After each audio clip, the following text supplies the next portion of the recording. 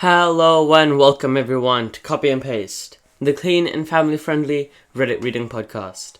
This is the 6th episode of r/NuclearRevenge, and it seems as if NuclearRevenge is back permanently.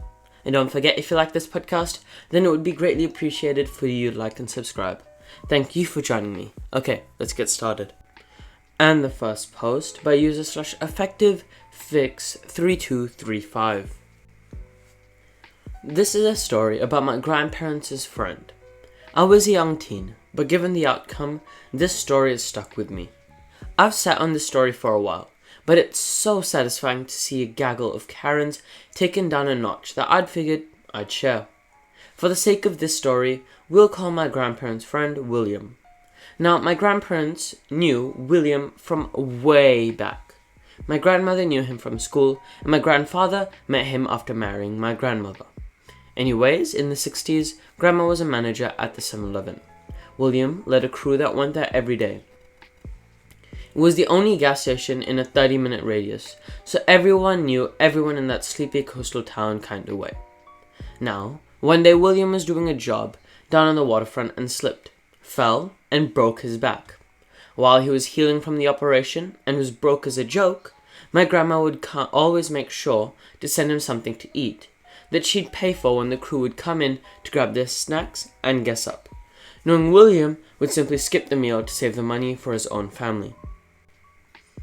My grandpa also took him to several doctor appointments, since William couldn't drive for a while, and his tiny little wife couldn't wrangle him into a car by herself.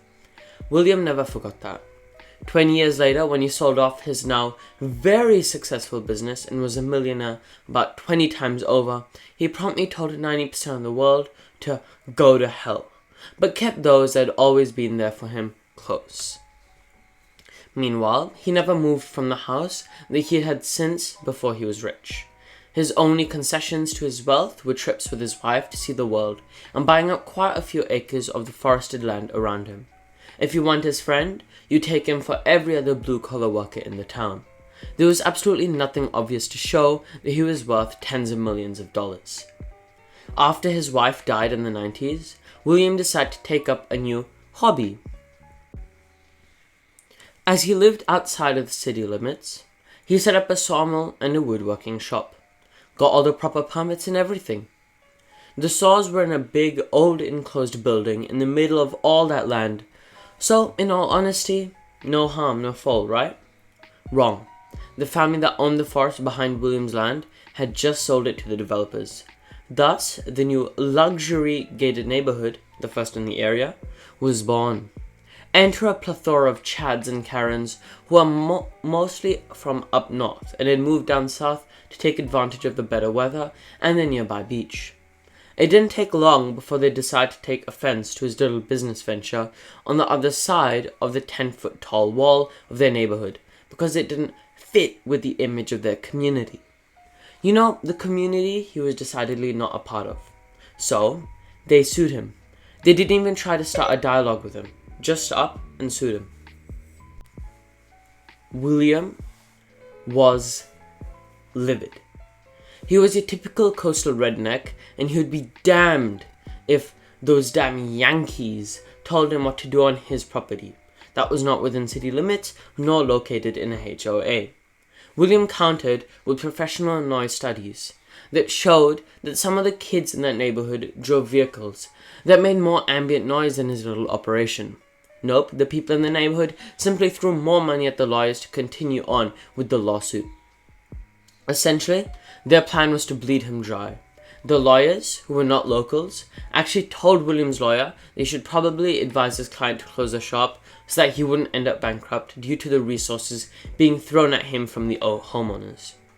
Due to the relatively modest surroundings of his home, the neighbors nor their lawyers had any idea the man was actually richer than just about all of them put together.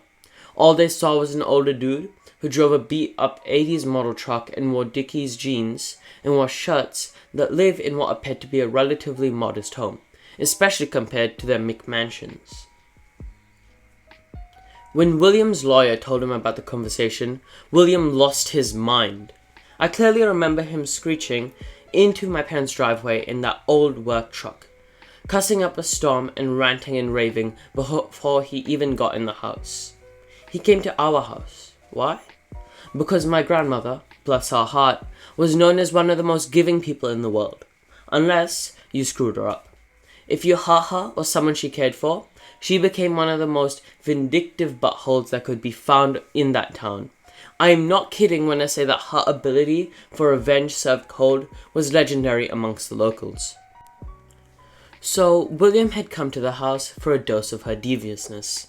Us kids weren't allowed inside during that conversation, but after he left that day, I later heard the adults talking about how we proceeded to hire quite a few private investigators to see if there would be any dirt to dig up on them.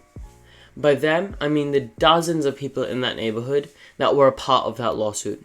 Lo and behold, there were apparently copious amounts of dirt to be had. I still remember him positively crowing about it to my grandparents one fine summer day months later. That 60-something-year-old man was as gleeful as a proverbial kid on Christmas morning. Why? Because after he learned what his little private army dug up, he started making some phone calls to various acquaintances in high places. The ensuing fallout meant that the lawsuit was dropped. There was quite a list of misdeeds that were discovered, but the ones that I heard talked about by the adults that stuck out are: there were more than a handful of individuals that owed back child support. William very helpfully had the private investigators provide the mother's updated address and employment information so that they could pursue said child support garnishment if they wanted to.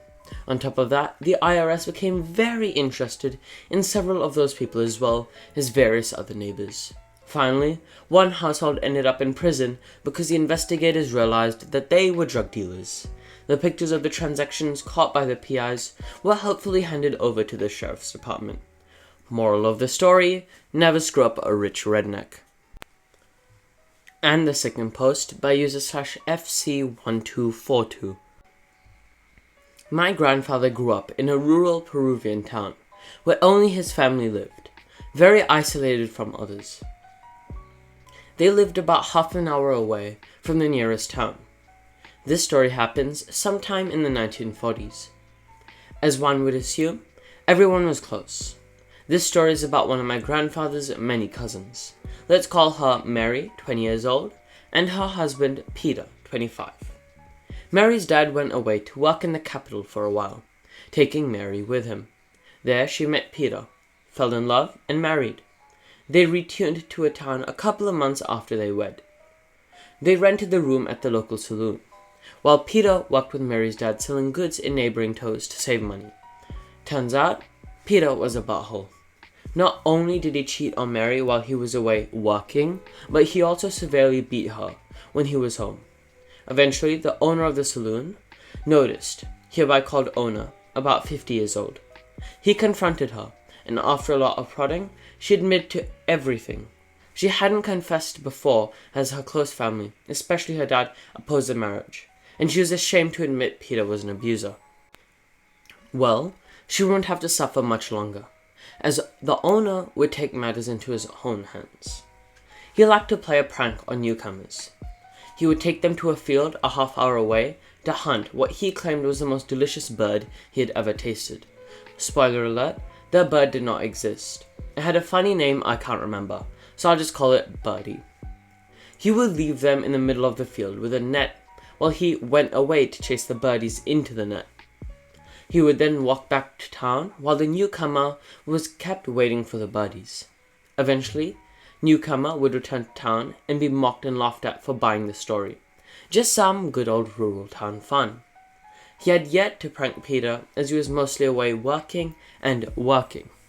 However, not long after an opportunity presented itself, he was able to lead Peter away with the same story as always, but he didn't play the prank on him.